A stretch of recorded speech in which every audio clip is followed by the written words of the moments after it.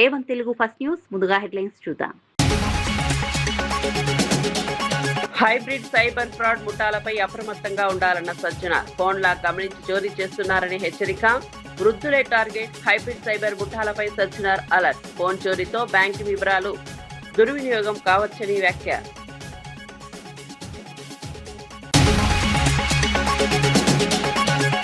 ABN Radhakrishna ఒళ్లు దగ్గర పెట్టుకోవాలన్న Komatireddy. Media ఇష్టానుసారంగా రాస్తే పరిస్థితులు బాగుండవని వెల్లడి. మా గురించి రాసే ముందు వాస్తవాలు తెలుసుకోండని వ్యాఖ్య. తెలంగాణలో ఏ ఛానల్ ఉండదంటూ కోమటిరెడ్డి సంచలన వ్యాఖ్యలు.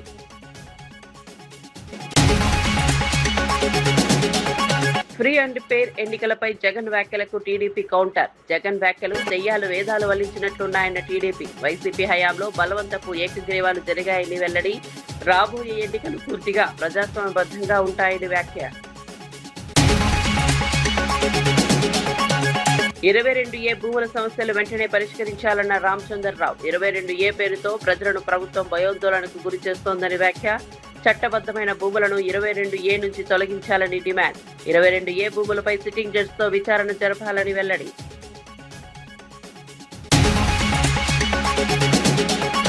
ప్రజా సమస్యల పరిష్కారానికి ప్రజలతో ముఖాముఖి నిర్వహిస్తానన్న హనుమంతరావు. ప్రజల అర్జీలను సకాలంలో పరిష్కరించాలని వ్యాఖ్య.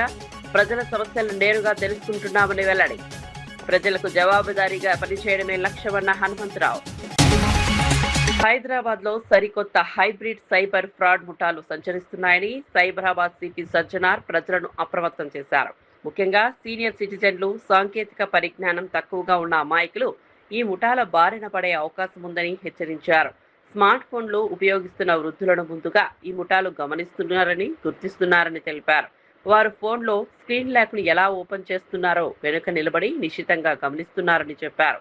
పాస్వర్డ్ లేదా ప్యాటర్న్ తెలుసుకున్న తర్వాత సరైన సమయం చూసుకుని ఫోన్ను చోరీ చేస్తున్నారని వివరించారు. ఫోన్ చోరీ అనంతరం వ్యక్తిగత సమాచారం, బ్యాంకింగ్ యాప్లు, ఓటీపీలు, ఇతర సున్నితమైన వివరాలను దుర్వినియోగం చేసే అవకాశం ఉందని పోలీసులు హెచ్చరిస్తున్నారు. అందువల్ల ప్రజలు బహిరంగ ప్రదేశాల్లో మొబైల్ స్క్రీన్ లాక్ను ఇతరులకు కనిపించేలా ఉపయోగించకూడదని సూచించారు. ముఖ్యంగా వృద్ధులు తమ ఫోన్ పాస్వర్డ్లను ఎవరితోనూ పంచుకోకూడదని తెలిపారు. బ్యాంకింగ్ యాప్లకు అదనపు భద్రతా చర్యలు ఏర్పాటు చేసుకోవాలని సూచించారు. ఫోన్ చోరీకి గురైతే వెంటనే పోలీసులకు సమాచారం ఇవ్వడంతో పాటు బ్యాంకింగ్ ఖాతాలను బ్లాక్ చేయాలని అన్నారు. వాళ్ళు చెప్పడంతో వాళ్ళు ఇమీడియట్లీ ఒక స్క్రీన్ ని ఓపెన్ చేయడం జరుగుతుంది. సెకండ్ పద్ధతి ఏం చేస్తారంటే ఓనర్ వెరిఫికేషన్ నాటకం ఆడతారు. వాళ్ళు చాలా మంది వచ్చి అడుగుతున్నారు, మీరే ఓనరా అవునా కాదా అనడానికి మీరు ప్రూవ్ చేయండి, మీ ప్యాటర్న్ చెప్పండి, సో దట్ మనము ఆ ప్యాటర్న్లు లేదా పాస్వర్డ్ చెప్తే అది ఓపెన్ అయితే మీదే ఫోన్ అని చెప్పి ధృవీకరిస్తానని చెప్పి వాళ్ళ దగ్గర నుంచి ఆ ఒక ప్యాటర్న్ కావచ్చు, ఒక పాస్వర్డ్ చేసుకున్న తర్వాత మళ్ళీ వాళ్ళు ఏదో అన్లాక్ అయిన తర్వాత మీకే ఇప్పిస్తానని చెప్పి ఒక కండక్టర్ నాటకం ఆడడము. సెకండ్ ఓనర్ వెరిఫికేషన్ నాటకం ఆడి గ్యాలరీలో ఉన్న ఫొటోస్ కావచ్చు, గ్యాలరీస్ లో ఉన్న కాన్ఫిడెన్షియల్ ఇన్ఫర్మేషన్, ఈ నోట్స్ లో బ్యాంక్ డీటెయిల్స్ కావచ్చు, పాన్ కార్డ్ డీటెయిల్స్ కావచ్చు, పాస్వర్డ్స్ కావచ్చు, ఈ వాట్సాప్ చాట్ లో కూడా చాలా మంది పెట్టడంతో వాళ్ళు యాక్సెస్ రావడం జరుగుతుంది. ఆ కాన్ఫిడెన్షియల్ ఇన్ఫర్మేషన్ లో వాళ్ళు రకరకాల మన యాప్స్ ఉన్న ఫోన్ పే యాప్స్ కావచ్చు, గూగుల్ పే యాప్స్ కావచ్చు, పేటిఎం యాప్స్ ని ఓపెన్ చేసి యూపీఐ పిన్స్ ని రీసెట్ చేసి మళ్ళీ ఫోన్ లో అక్కడ ఉన్న వాళ్ళ అకౌంట్ లో ఉన్న డబ్బులంతా వాళ్ళు మళ్ళీ ఇస్తారు, వాళ్ళ అకౌంట్ కి ట్రాన్స్ఫర్ చేసుకుంటారు. అట్లానే కొంతమంది తెలివిగా బెట్టింగ్ యాప్స్ కావచ్చు, లేదంటే గేమింగ్ యాప్స్ కావచ్చు, డిజిటల్ వ్యాలెట్స్ కూడా అమౌంట్ మళ్ళించి అక్కడి నుంచి కూడా అమౌంట్ వాళ్ళు డ్రా చేస్తారు. అట్లానే కొంతమంది మ్యూల్ అకౌంట్స్ ద్వారా అమౌంట్స్ ట్రాన్స్ఫర్ చేసి అక్కడి నుంచి కూడా వాళ్ళు డబ్బులు విత్డ్రా చేసుకొని కూడా వాళ్ళు ఈ సైబర్ ఫ్రాడ్ లో ఇన్వాల్వ్ కావడం జరుగుతుంది. ఈ సామాన్య నేరం కాదు, ఇది ఒక చాలా ఆర్గనైజ్డ్ గా జరుగుతుంది. ఇది ఫస్ట్ వాళ్ళు ఒక రద్దీ ప్రదేశ్ లో ఎవరెవరు బక్రాలు ఉన్నారు, ఎవరెవరు విక్టిమ్స్ ఉన్నారు వాళ్ళంతా ఐడెంటిఫై చేస్తారు. అక్కడ పోయిన తర్వాత ఐడెంటిఫై చేసిన తర్వాత అక్కడే పక్కన ఉన్న ఒక ఇంకోటి మనిషికి చెప్పి ఫోన్ని దొంగతనం చేస్తారు. తర్వాత ఫోన్ని ఇంకోటి వాళ్ళకి హ్యాండ్ ఓవర్ చేస్తారు. ఆనే కొంచెం మాయ మాటలు చెప్పడానికి చాలా ఎక్స్పర్ట్ ఉంటారు. ఆనే మభ్యపెట్టి ఒక టెక్నికల్ నాలెడ్జ్ ఉన్న వాళ్ళు, సో ఆనే పర్సన్ కూడా ఉంటారు. ఆనే బ్యాంకింగ్ యాప్స్ ద్వారా ట్రాన్స్ఫర్ చేయడానికి, అక్కడి నుంచి మళ్ళీ క్యాష్ ని విత్డ్రా చేయడానికి ఒక మనిషి ఉంటారు. సో ఇది ఒక traditional crime. Plus modern crime అంటే సైబర్ క్రైమ్ ఇన్వాల్వ్ చేసి ఒక హైబ్రిడ్ సైబర్ ఫ్రాడ్ ముఠా ఇది. మీకు అలాంటి కాల్స్ వస్తే మీరు ఎవరు కూడా మీరు చెప్పొద్దు. పోలీస్ కంప్లైంట్ ఇస్తానని చెప్పి పోలీస్ దృష్టి కూడా ఇది తీసుకురావాలి. చెప్పిన చాలా మంది ఈ ఒక కాన్ఫిడెన్షియల్ ఇన్ఫర్మేషన్ ని గ్యాలరీలో పెట్టడం పెట్టుకోవద్దని చెప్పి మీకు మరి కోరుతున్నాను. ఆడపిల్లలు వాళ్ళు కావాల్సిన కొన్ని ప్రైవేట్ ఫోటోస్ కూడా పెట్టుకొని కూడా వాళ్ళు మోసపోయిన సందర్భాలు కూడా ఎక్కువ ఉన్నాయి. ఫోన్ని సిమ్ని బ్లాక్ చేయండి అని చెప్పి ఇమీడియట్లీ కాల్ చేయాలి. ఒకసారి సిమ్ బ్లాక్ అయిపోతే ఆయన ఏం చేయలేరు. ఈ సిఐఆర్ పోర్టల్ కూడా మన ఇన్ఫర్మేషన్ ఇస్తే మనం ఎక్కడ ఫోన్ ట్రేస్ అయ్యే అవకాశం ఉంటుంది. ఎవరెవరు మీ సర్వీస్ ప్రొవైడర్ ఉన్నారు వాళ్ళందరూ కూడా ఫోన్ చేసి సర్వీసెస్ ని ఆపేయండి అని చెప్పి మీరు ఇమీడియట్లీ ఒక మెసేజ్ ఇవ్వడమా, వాళ్ళు ఫోన్ చేసి చెప్పడమా మీరందరూ కూడా చేయాలని చెప్పి కోరుతున్నాను. మీ అమౌంట్ ఎవరో విత్డ్రా చేస్తున్నారంటే ఇమీడియట్లీ ప్లీజ్ డైల్ 1930 ఇమీడియట్లీ 1930కి ఫోన్ చేయాలని చెప్పి కోరుతున్నాను. లేదంటే cybercrime.gov.in కి తెలియచేయాలని చెప్పి కోరుతున్నాను. సీనియర్ సిటిజన్స్ ని ప్లస్ వృద్ధుల్ని, మహిళల్ని, అమాయక ప్రజల్ని, నాలెడ్జ్ తక్కువ ఉన్న వాళ్ళు ఎవరెవరు ఈ స్మార్ట్ ఫోన్ వాడుతున్నారు, ఇప్పుడు నార్మల్ ఫోన్ అయితే స్మార్ట్ ఫోన్ ఎవరు వాడుతున్నారు వాళ్ళనే వీళ్ళు టార్గెట్ చేస్తున్నారు. ఈ 4 ఫోన్స్ మనం రికవర్ చేయడం జరిగింది. మొత్తం స్మార్ట్ ఫోన్స్ 25 లక్షల పైన మోసం చేయడం జరిగింది. Cyber crime officials, CCS officials, మన డిసిపి చైతన్య నేతృత్వంలో టీమంతా చాలా వర్కౌట్ చేసి వాళ్ళు ఒక ముఠాగా ఏర్పాటు చేసి పబ్లిక్ మోసం చేస్తున్నారు. సో మీ డబ్బులు కానీ మీ ఫోన్ పోతే మీరు మీ బ్యాంక్ ఖాతా కూడా ఖాళీ కావచ్చు అని చెప్పి ఒక మనసులో పెట్టుకొని ఇమీడియట్లీ పోలీసుకి కంప్లైంట్ చేయండి. అట్లానే 1930 కూడా కంప్లైంట్ చేయాలని చెప్పి ప్రజలకు అందరూ కూడా కోరుతూ మీరందరూ కూడా అప్రమత్తంగా ఉండాలని చెప్పి హైదరాబాద్ సిటీ పోలీస్ తరఫు నుంచి కోరుతున్నాను. Thank you. జై హింద్. ఏబిఎన్ రాధాకృష్ణపై కాంగ్రెస్ నేత ఎమ్మెల్యే కోమటిరెడ్డి రాజగోపాల్ రెడ్డి తీవ్ర వ్యాఖ్యలు చేశారు. తన గురించి, తమ రాజకీయ వ్యవహారాల గురించి మీడియా సంస్థలు ఇష్టానుసారంగా రాయడం సరికాదని అన్నారు. రాధాకృష్ణ కొంచెం ఒళ్ళు దగ్గర పెట్టుకుని మర్యాదగా ఉంటే మంచిదని హెచ్చరించారు. ఆంధ్ర మీడియా ఛానళ్లు తమకు ఎలాంటి సర్టిఫికేట్ ఇవ్వాల్సిన అవసరం లేదని స్పష్టం చేశారు. తమ గురించి వార్తలు రాసే ముందు వాస్తవాలను పరిశీలించుకోవాలని సూచించారు. లేదంటే పరిస్థితులు బాగుండవని హెచ్చరిక ధోరణిలో వ్యాఖ్యలు చేశారు.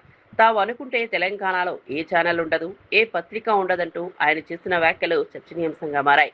మీడియా సంస్థల స్వేచ్ఛ, రాజకీయ నాయకుల వ్యాఖ్యలపై మరోసారి చర్చ మొదలైంది. పరిచే విధంగా మాలాంటి వ్యక్తులను, మా క్యారెక్టర్ని దెబ్బతీసే విధంగా కథనాలు వస్తే మాత్రం బాగుండదు అని చెప్పి హెచ్చరిస్తున్నారు.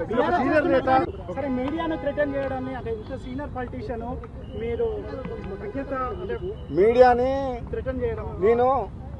మీడియా అంటే నాకు గౌరవం ఉంది, జర్నలిస్టులు అంటే గౌరవం ఉంది.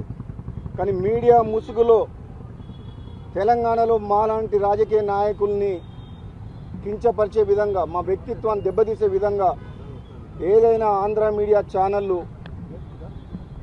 వాళ్ళ మీడియా ముసుగులో మమ్మల్ని బలహీనపరిచే విధంగా ప్రయత్నం చేస్తే మాత్రం మంచిది కాదు అని ఎవరికి చెప్తున్నా అంటే, ఎవరైతే చేస్తారో అందరికి చెప్పట్లేదు.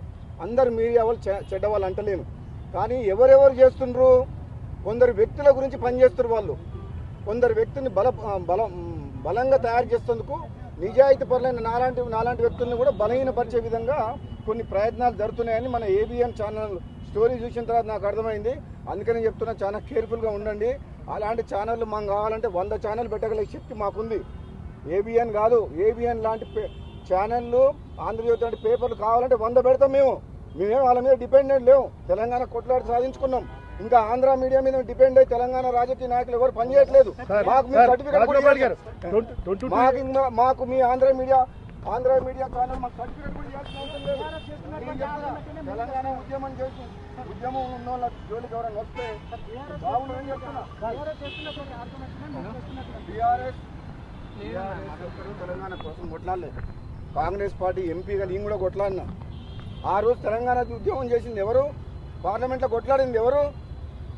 పేర్ ఎన్నికలు జరిగితే అన్ని తవ్వవేనని వైఎస్ జగన్ చేసిన వ్యాఖ్యలపై తెలుగుదేశం పార్టీ తీవ్రంగా స్పందించింది. జగన్ వ్యాఖ్యలు దెయ్యాలు వేదాలు వెల్లించినట్లుగా ఉన్నాయని టీడీపీ విమర్శించింది. వైఎస్ఆర్సీపీ పాలనలో జరిగిన పంచాయతీ ఎన్నికల్లో అక్రమాలు, దాడులు, దౌర్జన్యాలు, బలవంతపు ఏకగ్రీవాలు జరిగాయని ఆరోపించింది. గత ఎన్నికల్లో ప్రజాస్వామ్య విధానాలను పట్టించుకోకుండా అధికారాన్ని ఉపయోగించుకున్నారని టీడీపీ నేతలు మండిపడ్డారు. రాబోయే స్థానిక సంస్థల ఎన్నికలు మాత్రం పూర్తిగా ప్రజాస్వామ్యబద్ధంగా, చట్టబద్ధంగా నిర్వహిస్తామని స్పష్టం చేశారు. ప్రజలు తమకు నచ్చిన అభ్యర్థికి స్వేచ్ఛగా ఓటు వేసే పరిస్థితులు కల్పిస్తామని చెప్పారు. ఎన్నికల ప్రక్రియలో ఎలాంటి అక్రమాలకు తావు లేకుండా అధికారులు చర్యలు తీసుకోవాలని కోరారు. గ్రామ స్థాయిలో రాజకీయ పోటీ ఉన్నప్పటికీ హింసకు చోటు ఉండకూడదని టీడీపీ పేర్కొంది. గత అనుభవాలను దృష్టిలో పెట్టుకుని ఎన్నికల నిర్వహణలో కట్టుదిట్టమైన భద్రతా ఏర్పాట్లు చేయాలని సూచించింది. అధికార పార్టీగా ప్రజాస్వామ్యాన్ని కాపాడే బాధ్యత తమపై ఉందని తెలిపింది. జరిగినా నీకు టికెట్ కట్ అన్నాడు. మరి మీరు ముఖ్యమంత్రిగా ఉండగా ఏమీ ప్రజారంజక పరిపాలన చేశారని? మీరు అప్పటికి సంవత్సరం కూడా అవ్వలేదు ముఖ్యమంత్రి అయి పంచాయతీ ఎన్నికలు జరిగే నాటికి. ఇన్ని ఏకగ్రీవాలు ఎక్కడి నుంచి వస్తాయి? చెబుతూ ఉన్నా, పొంగనూరు నియోజకవర్గం ఘనత వహించిన నియోజకవర్గం 85 పంచాయతీలుంటే 85 ఏకగ్రీవం అయినాయి. ఎక్కడ ఉందా ఆ చరిత్ర? భారతదేశంలో మొత్తం లేదన్న రాష్ట్రంలో ఉందా? జగన్మోహన్ రెడ్డి గారు మీరు ముఖ్యమంత్రిగా ఉండగా మన రాష్ట్రంలో పొంగనూరు కాన్స్టిట్యుయెన్సీలో 85 పంచాయతీలు ఉంటే 85 కూడా ఏకగ్రీవం. అక్కడ నామినేషన్ వేయటానికి ఎవడన్నా వస్తే ఆయనింటికి బయట గడిపెట్టేవాడు. చుట్టూ మీ పెద్దిరెడ్డి జనం కర్రలు పట్టుకొని ఉండేవాడు. అది నామినేషన్ జరిగింది. ఫ్రీ అండ్ ఫెయిర్ ఎలక్షన్సా జగన్మోహన్ రెడ్డి గారు?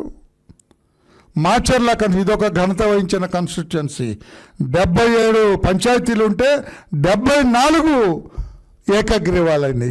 ఇవి చూడవా? వీటి గురించి తెలియదా? ఇప్పుడు మీరు మాట్లాడేటప్పుడు ఏకగ్రీవం అయితే టికెట్ లేదంటున్నారు మీ వాళ్ళకి. ఇవన్నీ ఎలా అయినాయండి జగన్మోహన్ రెడ్డి గారు?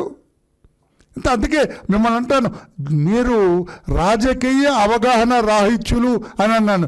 ఇవి నిన్న కూడా మీరు నిరూపించుకున్నారు. నాకు అట్టే రాజకీయం తెలియదని మీరే చెబుతున్నారు. రాజకీయం తెలిస్తే మీ 85 గ్రామ పంచాయతీలు ఉంటే 85 ఎట్లా అవుతారు నామినేషన్లు? 1,30,00,000 సభ్యత్వం కలిగిన తెలుగుదేశం పార్టీ కాముగుందా పోటీ ఎన్నికలకు పోకుండా? నీ నిర్బంధం, మీ అరాచకం, మీ దోపిడీ, మీ దౌర్జన్యం మా వాళ్ళని నామినేషన్లు వేయనివ్వలేదు. ఫ్రీ అండ్ ఫెయిర్ ఎలక్షనా మీరు చేసింది మిస్టర్ జగన్మోహన్ రెడ్డి? ఇంకొకటి తీస్తున్నా, శ్రీకాళహస్తి 121 పంచాయతీలు అయితే 71 పంచాయతీలు ఏకగ్రీవమైనాయి. చంద్రగిరి ఇదొకటి 72కి 34. పులివెందుల మీ కాన్స్టిట్యుయెన్సీ మిస్టర్ జగన్మోహన్ రెడ్డి 108 గ్రామాలుంటే 90 పంచాయతీల్లో ఏకగ్రీవమైనాయి. బనగానపల్లి కర్నూలులో 102 ఉంటే 46 ఏకగ్రీవాలని. ఎట్లా? మొత్తం 476, 8 నియోజకవర్గాల్లో 476 పంచాయతీలు ఏకగ్రీవాలైతే ఈ రోజున ఏదో మీరు ఎన్నికలు ఫ్రీ అండ్ ఫెయిర్ మేనర్లో జరిపించినట్టు రేపు చంద్రబాబు గారు ఫ్రీ అండ్ ఫెయిర్ మేనర్లో భూభారతి 22A జీవోల పేరుతో తెలంగాణ ప్రభుత్వం ప్రజలను భయోందోళనకు గురి చేస్తుందని తెలంగాణ బీజేపీ రాష్ట్ర అధ్యక్షుడు ఎన్ రామచంద్రరావు ఆరోపించారు. 22A నిషేధిత జాబితాలో భూములు ఉండటంతో అనేక మంది భూ యజమానులు ఇబ్బందులు ఎదుర్కొంటున్నారని తెలిపారు. బాధితుల సమస్యలను ప్రభుత్వం వెంటనే పరిష్కరించాలని డిమాండ్ చేశారు. చట్టబద్ధమైన హక్కులు ఉన్న భూములను 22A జాబితా నుంచి తొలగించి ఫ్రీ హోల్డ్ చేయాలని కోరారు. భూముల రికార్డుల విషయంలో ప్రభుత్వం స్పష్టమైన విధానాన్ని ప్రకటించాల్సిన అవసరం ఉందన్నారు. నిషేధిత జాబితాలో భూములు చేర్చడం వల్ల రిజిస్ట్రేషన్లు, క్రయ విక్రయాలు నిలిచిపోతున్నాయని చెప్పారు. దీంతో సాధారణ ప్రజలు కార్యాలయాల చుట్టూ తిరగాల్సిన పరిస్థితి ఏర్పడుతోందని విమర్శించారు. భూ వివాదాలు, అక్రమాలపై సమగ్ర విచారణ జరగాలని కోరారు. ఈ వ్యవహారంపై సిట్టింగ్ జడ్జితో జ్యుడిషియల్ విచారణ జరిపించాలని రామచంద్రరావు డిమాండ్ చేశారు. Bharatiya Janata party judicial enquiry చేయమని చెప్పి డిమాండ్ చేస్తూ ఉన్నాం. మొన్న కూడా మా మహేష్ రెడ్డి గారు, రాజేంద్ర గారు కూడా మాట్లాడారు దీనిపైన. వారు కూడా చాలా తప్పకుండా అసెంబ్లీలో వారు రేస్ చేస్తారు. కానీ ఇప్పుడు ప్రజలకు ఇమ్మీడియట్గా ఊరట ఉండాలంటే వీటన్నిటినీ ఒకసారి మొత్తం ఫ్రీ హోల్డ్ చేసేయాలి. రెండోది, ఒక సిట్టింగ్ చేసుకొని జ్యుడిషియల్ ఎంక్వైరీ పెట్టాల్సిన అవసరం ఉన్నది. బీఆర్ఎస్ ప్రభుత్వం దగ్గర నుంచి ఈ ప్రభుత్వం దాకా 2018 నా ప్రాంతంలో తీసుకొచ్చిన ధరని, దాని తర్వాత ఇప్పుడు భూభారతి 2025, ఈ 2 పీరియడ్లో జరిగినటువంటి ఒక ఏదైతే మొత్తము ల్యాండ్ అమ్మకాలు, కొనకాలు గవర్నమెంట్ ల్యాండ్ ఏది ఏది ఎవరి ల్యాండ్ ఎక్కడ ఉన్నది అనేది ఇప్పుడు మీరు తీసుకువస్తే దాన్ని మళ్ళీ తేనె చెట్టే కదిలించినట్టు అవుతుంది. కాబట్టి యాజ్ ఇట్ ఈస్గా ఉంచి దీన్ని ఫ్రీ హోల్డ్ చేస్తే తప్ప ప్రజలకు న్యాయం జరగదు. మీరు ఏ ఉద్దేశంతో తీసుకొచ్చారో భూభారతి మాకైతే అర్థం కావట్లేదు. కేవలం ప్రభుత్వం ల్యాండ్ రావాలి, అది అమ్మాలే, ప్రభుత్వాన్ని నడపాలి. ఇదే ఒక ఉద్దేశం ఈరోజు ప్రభుత్వానికి కనబడతా ఉంది. ల్యాండ్ రేట్లు పెంచుకుంటూ పబ్లిక్ ల్యాండ్ గుంజుకుంటూ దాన్ని గవర్నమెంట్ ల్యాండ్ కింద డిక్లేర్ చేసి అది ఆక్షన్లో పెట్టి మొత్తం ప్రభుత్వానికి ఈ విధంగా మీరు ఖజానా నింపుకునే ప్రయత్నం చేస్తున్నారు. ప్రభుత్వాలు బిజినెస్ చేయకూడదు, ప్రభుత్వాలు రియల్ ఎస్టేట్ చేయరు, ప్రభుత్వాలు ప్రజా సంక్షేమం చూస్తారు. కానీ ఈ ప్రభుత్వం మొత్తం రియల్ ఎస్టేట్ చూస్తున్నది, ప్రజా సంక్షేమం గాలికి వదిలేసింది. నేరుగా తెలుసుకుని పరిష్కరించేందుకు కాంగ్రెస్ ప్రభుత్వం ప్రజలతో ముఖాముఖి కార్యక్రమాలు నిర్వహిస్తోందని ప్రభుత్వ సలహాదారు వి హనుమంతరావు తెలిపారు. కార్యక్రమంలో భాగంగా ప్రజల నుంచి నేరుగా అర్జీలను స్వీకరించారు. అనంతరం నిర్వహించిన ప్రెస్ మీట్ లో ప్రజా సమస్యల పరిష్కారానికి ప్రభుత్వం చేపడుతున్న చర్యలను వివరించారు. ముఖ్యమంత్రి రేవంత్ రెడ్డి మహాత్మా జ్యోతిబా పూలే ప్రజాభవన్లో ప్రజావాణి కార్యక్రమాన్ని నిర్వహిస్తున్నారని తెలిపారు. అదేవిధంగా టీపీసీసీ అధ్యక్షుడు మహేష్ కుమార్ గౌడ్ ఆధ్వర్యంలో ఇందిరాభవన్, గాంధీ భవన్ వేదికలుగా ప్రతి వారం ప్రజలతో ముఖాముఖి కార్యక్రమాలు నిర్వహిస్తున్నామని చెప్పారు. ప్రజలు తమ సమస్యలను నేరుగా నాయకుల దృష్టికి తీసుకొచ్చే అవకాశం ఈ కార్యక్రమాల ద్వారా కలుగుతోందన్నారు. అర్జీలను సంబంధించిన అధికారులకు పంపించి పరిష్కారానికి చర్యలు తీసుకుంటున్నామని తెలిపారు. ప్రజలకు ప్రభుత్వ కార్యాలయాల చుట్టూ తిరిగే పరిస్థితి తగ్గించడమే లక్ష్యమని చెప్పారు. అధ్యక్షుడు ఆయన కూడా అక్కడనే కాదు, కాంగ్రెస్ పార్టీలో కూడా ప్రతి మంత్రి వారానికి ఒకరు రావాలనే ఆలోచనతో అందరినీ పిలవడం జరుగుతుంది. వాళ్ళు వచ్చి వాళ్ళ బాధలు చెప్పుకుంటున్నారు. కొందరు పనులు అవుతున్నాయి, కొందరు పెండింగ్ లో ఉంటున్నారు. పెండింగ్ లో అంటే ఇమీడియట్ గా గవర్నమెంట్ వాళ్ళు కొన్ని కేసులు, కొన్ని కోర్టులో కేసు ఉన్నప్పుడు దాని మీద ఏం చేయలేని పని. కొందరికి కలెక్టర్లకు అధికారాలు ఉన్నాయి, కొన్ని కోర్టులో కేసున్నా వాళ్ళు పేద ప్రజల గురించి వాళ్ళు లాయర్లు పెట్టుకోలేరు. కాబట్టి అలాంటి కేసులు కూడా గవర్నమెంట్ కూడా కొట్లాడాలనేది నా ఉద్దేశం. శ్రీ సత్యసాయి జిల్లాలోని గోరంట్ల మండలం చెట్ల మొరంపల్లి గ్రామంలో మంత్రి సవిత పలు అభివృద్ధి కార్యక్రమాలను ప్రారంభించారు. 2 కోట్ల రూపాయల విలువైన రహదారి నిర్మాణ పనులకు శంకుస్థాపన చేశారు. అలాగే కొత్తగా నిర్మించిన గోరంట్ల బైపాస్ రోడ్డును ప్రారంభించారు. ఈ సందర్భంగా ఏర్పాటు చేసిన బహిరంగ సభలో మంత్రి సవిత వైఎస్ఆర్సీపీ అధినేత వైఎస్ జగన్ పై విమర్శలు చేశారు. అభివృద్ధిపై చర్చకు రావాలని జగన్ కు సవాల్ విసిరారు. కూటమి ప్రభుత్వం గ్రామీణ ప్రాంతాల్లో మౌలిక వస్తువుల అభివృద్ధికి ప్రాధాన్యత ఇస్తోందని చెప్పారు. రహదారులు, త్రాగునీరు, ఇళ్ల నిర్మాణం వంటి అంశాలపై ప్రభుత్వం దృష్టి సారించిందన్నారు. అక్టోబర్ నుంచి కొత్త పెన్షన్లు, ఇళ్లు, ఇంటి స్థలాలు మంజూరు చేస్తామని మంత్రి ప్రకటించారు. అర్హులైన లబ్ధిదారులను గుర్తించి సంక్షేమ పథకాలు అందిస్తామని తెలిపారు. గ్రామాల్లో అభివృద్ధి పనులను వేగవంతం చేయాలని అధికారులను ఆదేశించారు. రోడ్ల నిర్మాణంతో ప్రజలకు రవాణా సౌకర్యం మెరుగుపడుతుందని అన్నారు. గోరంట్ల బైపాస్ రహదారి అందుబాటులోకి రావడంతో వాహనదారులకు ప్రయాణ సమయం తగ్గుతుందని చెప్పారు. జెట్ కావచ్చు, మరి పరిశ్రమలు కూడా మొత్తం రాయలసీమ వైపే చూస్తున్నాయి. 3 కిలోమీటర్లు 700 కోట్లతో శతవేగంగా పనులు కూడా జరుగుతున్నాయి.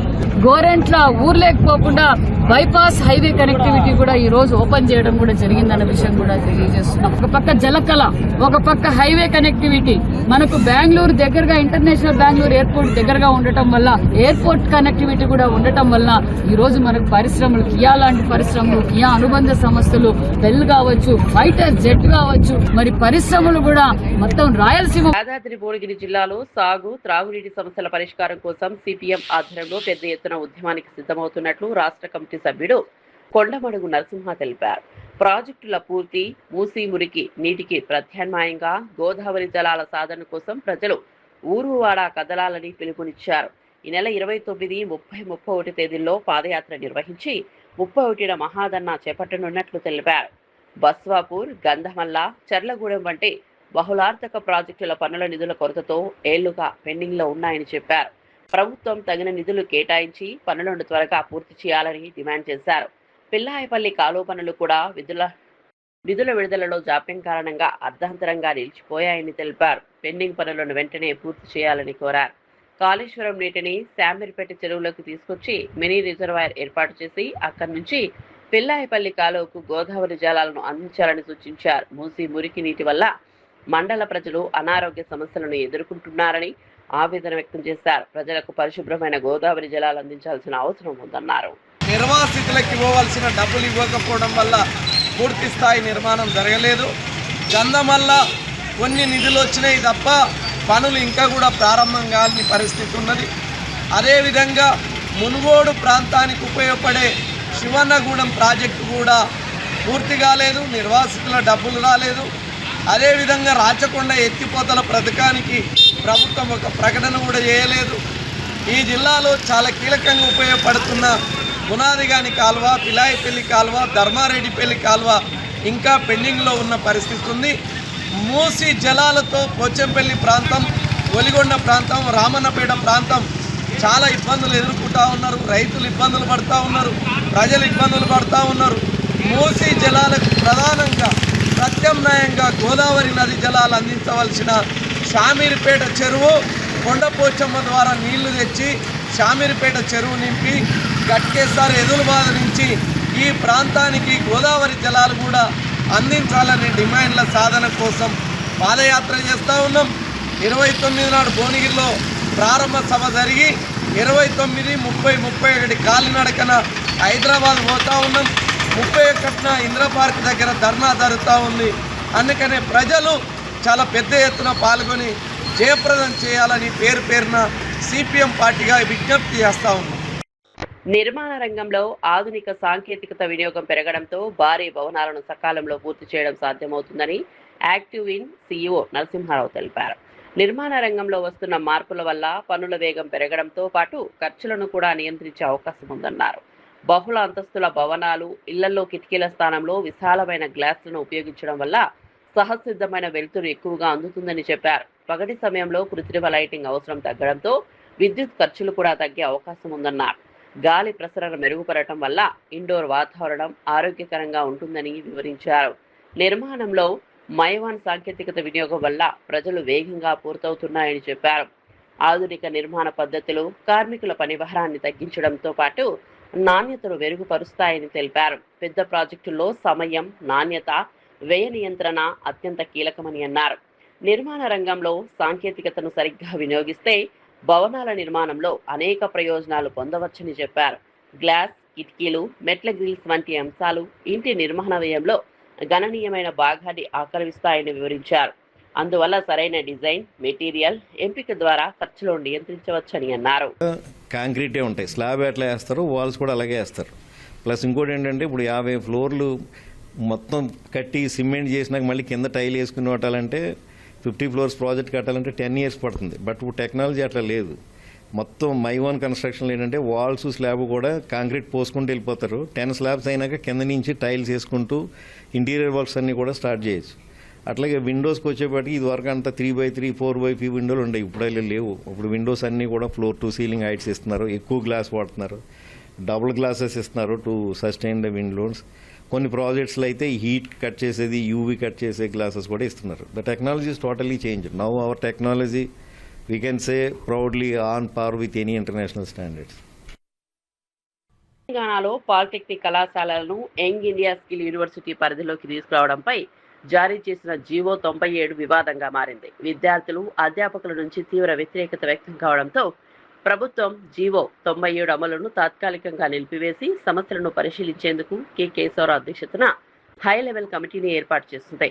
పాలిటెక్నిక్ విద్యార్థుల్లో ప్రధానంగా ఈసెట్ ద్వారా బీటెక్ 2వ సంవత్సరంలో లేటరల్ ఎంట్రీపై ఆందోళన వ్యక్తమవుతోంది. పీపీపీ విధానం అమలైతే ఫీజులు పెరిగే అవకాశం ఉందనే భయాలు కూడా ఉన్నాయి. అలాగే ఏఐసిటిఈ గుర్తింపు, ప్రభుత్వ పాలిటెక్నిక్ కళాశాలల భూములు, మౌలిక వస్తువులపై ప్రైవేట్ సంస్థల ప్రభావం పెరగవచ్చని విద్యార్థులు ఆందోళన వ్యక్తం చేస్తున్నారు. మరోవైపు పాలిటెక్నిక్ లెక్చరర్లు క్యాడర్ మార్పులు, పదోన్నతులు, వేతన స్కిల్పై ఆందోళన చెందుతున్నారు.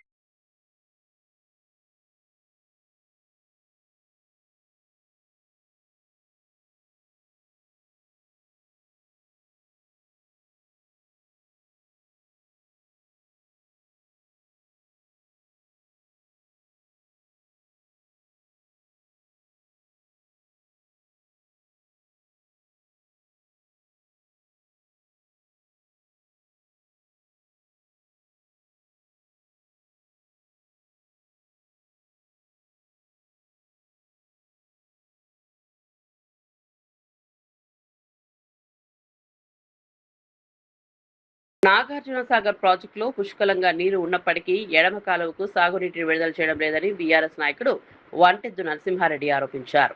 ప్రాజెక్టులో నీటి నిల్వలు ఉన్న సమయంలో కూడా రైతులకు సాగునీరు అందకపోవడం ప్రభుత్వ నిర్లక్ష్యానికి నిదర్శనమని అన్నారు. ముఖ్యంగా ఇరిగేషన్ శాఖ మంత్రి ఉత్తమ్ కుమార్ రెడ్డి సొంత నియోజకవర్గంలోని రైతులు కూడా సాగునీటి కోసం ఇబ్బందులు పడుతున్నారని ఆరోపించారు. పంటలకు అవసరమైన సమయంలో నీరు అందకపోతే రైతులు తీవ్రంగా నష్టపోయే ప్రమాదం ఉందని చెప్పారు. సాగర్ నీటిని వెంటనే ఎడమ కాలువ ద్వారా పంట పొలాలకు విడుదల చేయాలని డిమాండ్ చేశారు. నీటి లభ్యత ఉన్నప్పటికీ విడుదల చేయకపోవడానికి కారణం ఏమిటో ప్రభుత్వం రైతులకు వివరించాలని కోరారు. వ్యవసాయంపై ఆధారపడిన కుటుంబాలు సాగునీటి కోసం ప్రభుత్వ నిర్ణయాలపై ఆధారపడుతున్నాయని అన్నారు. ఆలస్యం చేస్తే పంటలు ఎండిపోయే పరిస్థితి వస్తుందని హెచ్చరించారు. అట్లా నడిపిండు 11 విడతలుగా ఎన్నడూ కూడా. ఇప్పుడు ఒక ఉదాహరణ మీకు చెప్పాలి. టెయిల్ ఎండ్ అంటే తోడకలు తీస్తా అని చెప్పింది కేసీఆర్ గారు. నాగార్జున సాగర్ కింద ఏ అధికారైనా మళ్ళీ ఇంకొకసారి నా దగ్గరికి వచ్చి ఇది టెయిల్ ఎండ్ సార్, ఇది పారదు అంటే మాత్రం తోడకలు తీస్తా అని చెప్పిండు. టెయిల్ ఎండ్ అనేది లేకుండా చేసి నాగార్జున సాగర్ మొత్తం కూడా ఎన్నడూ లేని విధంగా రాజవరం లిఫ్ట్ కాంచి మొదలు పెడితే కోదాడ వరకు లాస్ట్ వరకు కూడా మునగాల దాటిన తర్వాత నీళ్ళు ఇచ్చినమాట వాస్తవం కదా. 510 ఉన్నప్పుడు కేసీఆర్ గారు నీళ్ళు ఇచ్చినా, జగదీశ్వర్ రెడ్డి గారు ఇచ్చినా మీరు చెప్పండి. 510 ఉన్నప్పుడు ఇచ్చినప్పుడు 535 ఉంటే మీరు ఎందుకు ఇవ్వలేకపోతున్నారు? మీరు రైతుల పక్షంగా ఉంటే 510 ఉన్నప్పుడు, 516 ఉన్నప్పుడు ఇచ్చినాం, 524 ఉన్నప్పుడు ఇచ్చినాం, 530 ఉన్నప్పుడు కూడా ఇచ్చినాం. అట్టడుగుంటే కూడా ఇచ్చిండు. అక్కడ జగదీశ్వర్ రెడ్డి గారు కేసీఆర్ గారు రిక్వెస్ట్ చేసి పంపించారు, రైతులందరికీ పారిచ్చినాం. ఇవాళ మీకు ఏ రోగం పుట్టిందని అడుగుతున్న ఉత్తమ్ కుమార్ రెడ్డి, నువ్వు ఏం మనిషివో నాకు చెప్పు. ఇప్పుడు నువ్వు నీళ్ళ శాఖ మంత్రిగా ఉంటే హుజూర్ నగర్ రైతులు ఏమనుకుండ్రు? అయ్యా మనోడే నీళ్ళ శాఖ మంత్రి అయిండు, ఎవరికి వచ్చినా రాకున్నా మాకు వస్తాయనుకో హుజూర్ నగర్ ప్రజలు. ఏమొచ్చింది లాస్ట్కు? నువ్వు నీళ్ళ శాఖ మంత్రి అయి సాధించింది ఏంది? ఇక్కడ రైతులకు ఇప్పుడు మొత్తం కూడా నోళ్ళ మట్టి కొట్టినావు నువ్వు. ఈ ప్రశ్నకు కాంగ్రెస్ నాయకులు ఉత్తమ్ కుమార్ రెడ్డి గారు జవాబు చెప్పాలి. నెక్స్ట్ సీఎం కూడా నేనే అని చెప్తా ఉన్నారు సార్. మరి అలాంటి వ్యక్తి ఆంధ్ర ప్రభుత్వంలోనే బాగుండే, ఆంధ్ర ప్రభుత్వంలో మరి నీళ్ళు వచ్చినాయి ఆయన మాట ఈయన మాట్లాడు. కోమటిరెడ్డి ఏమో రైతు బంధు అడిగితే చెప్పు తీసుకొని కొడతాను ఆయన మాట్లాడుతున్నాడు. ఈ మంత్రుల వైఖరి ఎట్లా చూడాలండి? సాగర్ ఆయకట్టు అంతా కూడా కాంగ్రెస్ పార్టీకి ఓట్లు వేశారు, కాంగ్రెస్ పార్టీ ఎమ్మెల్యేని గెలిపించారు. ఇప్పుడు రైతాంగం ఏ ఆలోచన చేయాలి? ఇప్పుడు రైతాంగం మొత్తం కూడా చైతన్యం అయిపోయినారు. వీళ్ళు ఇప్పుడే ఉత్తమ్ కుమార్ రెడ్డికి నేను ఒకటే బహిరంగ సవాల్ ఇస్తున్నా. ఇప్పుడు మేము దాదాపు 1000-2000 మంది మీద రైతులను ధర్నా చేస్తున్నాం. నీకు దమ్ము ధైర్యం ఉంటే నువ్వు కూడా వచ్చి ఇక్కడ మాట్లాడు, నీకు మైక్ ఇస్తాం. నువ్వు ఎందుకు నీళ్ళు ఇవ్వట్లేదో చెప్పు. నీళ్ళు ఉన్నాయా లేవా సాగర్లా? లేవంటున్నప్పుడు అదే ఇప్పుడు అధికారులు మీరు అందరు రోజు పేపర్లో చూస్తున్నారు 535 అడుగులు నీళ్లున్నాయి. దాదాపు 165 టీఎంసీల నీళ్లున్నాయి. శ్రీశైలంలో 170 టీఎంసీల నీళ్లున్నాయి. దాని కెపాసిటీ 216, సాగర్ కెపాసిటీ 312. 312లో నీకు 165-170 టీఎంసీ ఉంటే నీ నీళ్ళు ఇవ్వడానికి మీకు ఏ ఒళ్ళు బరవని నేను అడుగుతున్నా. ఇది కేవలం రైతుల మీద కక్ష కట్టి ఇంతకుముందు మిత్రుడు చెప్పినట్టు ఇవ్వాలి, నీళ్ళు ఇవ్వాలి, నీళ్ళు ఇస్తే పంటలు పండిస్తారు, పంటలు పండిస్తే మళ్ళీ కొనాలి, మళ్ళీ సన్నాలు వేసిండ్రు, దానికి 500 బోనస్ ఇవ్వాలి, మళ్ళీ వారం రోజుల్లో పేమెంట్ ఇవ్వాలి. ఈ కథలంతా ఎందుకు? అసలు నీళ్ళే ఇవ్వకపోతే బాగుంటుంది అనేది ఇవాళ దుర్మార్గంగా రైతు వ్యతిరేకంగా ఉత్తమ్ కుమార్ రెడ్డి ఇక్కడ ఉన్నాడు. నా డిమాండ్ ఏంటంటే ఇమ్మీడియట్గా ఉత్తమ్ కుమార్ రెడ్డి గారు మీరు ఎడమ కాళ్ళకు నీళ్లు వదలాలి. పోతిరెడ్డిపాడుని వెంటనే బందీ చేసి ఆంధ్ర జలదోపిడికి మీరు కట్టడి చేయకపోతే ఏ ఊరు పోయినా కానీ రైతులు, ఇది రాజకీయమైనది ఇది కాదు, మేము చెప్పేది రైతుల ధర్నాన్ని పెట్టాం. అందుకే బీఆర్ఎస్ పార్టీ కాదు, ఇవాళ రైతులందరూ కూడా ఇప్పుడు కార్లు వస్తుంటే కాంగ్రెస్ నాయకులు కూడా ఫోన్ చేసిండ్రు, అన్న మీరు మంచి సమస్య తీసుకున్నారు, మావోని కలుద్దామని పోతే 3 గంటలు బయట కూర్చోబెట్టి ఆ నుంచి అటే పంపిండు, నీళ్ళో గీళ్ళేవని పంపించిండు అంటున్నారు. ఇది రైతుల సమస్య. ఉత్తమ్ కుమార్ రెడ్డి గారు టీఆర్ఎస్ సమస్య కాదు. ఇవాళ బీఆర్ఎస్ పార్టీ రైతుల తరఫున కొట్లాడడానికి వచ్చినాం, మేము రైతుల గొంతుక వినిపేయడానికి వచ్చినాం. ఇక రైతునే ఆదుకోకపోతే మీరు ఎవరిని ఆదుకుంటారో చెప్పాలి. సీఎం స్థాయి అండి, ఎవరితో మాట్లాడిన అంటాడు, మీడియాతో కూడా సరిగా మాట్లాడారు సార్, నీ సీఎం స్థాయి అంటాడు. అలాంటి వ్యక్తి సూర్యాపేట కాళేశ్వర జలాలు వస్తే అవి కాళేశ్వరం జలాలు కాదంటాడు, ఇక్కడనేమో నీళ్లు లేవు మీ ఎట్లా ఇవ్వమని అంటాడు. ఇంత అవగాహన రాయితున్నటువంటి ఉత్తమ్ కుమార్ రెడ్డి సీఎం అని చెప్పుకునేటువంటి అర్హత ఉందా? ఇక్కడ ఉన్నటువంటి ప్రజలు ఏమనుకుంటున్నారు? ఆయన సంబంధించి కూడా రాజకీయంగా ఎట్లా ఉండబోతుంది? హైబ్రిడ్ సైబర్ ఫ్రాడ్ ముఠాలపై అప్రమత్తంగా ఉండాలన్న సజ్జనార్. ఫోన్లా గమనించి చోరీ చేస్తున్నారని హెచ్చరిక. వృద్ధులే టార్గెట్. హైబ్రిడ్ సైబర్ ముఠాలపై సజ్జనార్ అలర్ట్. ఫోన్ చోరీతో బ్యాంకు వివరాలు దుర్వినియోగం కావచ్చని వ్యాఖ్య.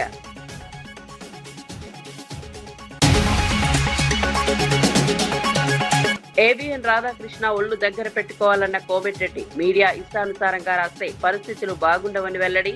మా గురించి రాసే ముందు వాస్తవాలు తెలుసుకోండని వ్యాఖ్య. తెలంగాణలో ఏ ఛానల్ ఉండదంటూ కోమటిరెడ్డి సంచలన వ్యాఖ్యలు.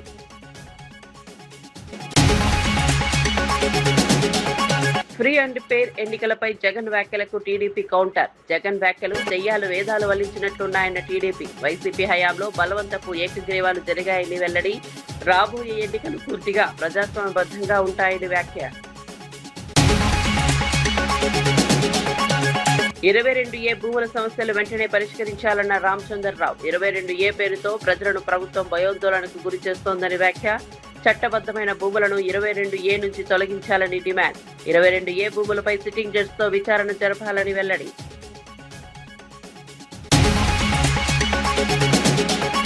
ప్రజా సమస్యల పరిష్కారానికి ప్రజలతో ముఖాముఖి నిర్వహిస్తానన్న హనుమంతరావు. ప్రజల అర్జీలను సకాలంలో పరిష్కరించాలని వ్యాఖ్య.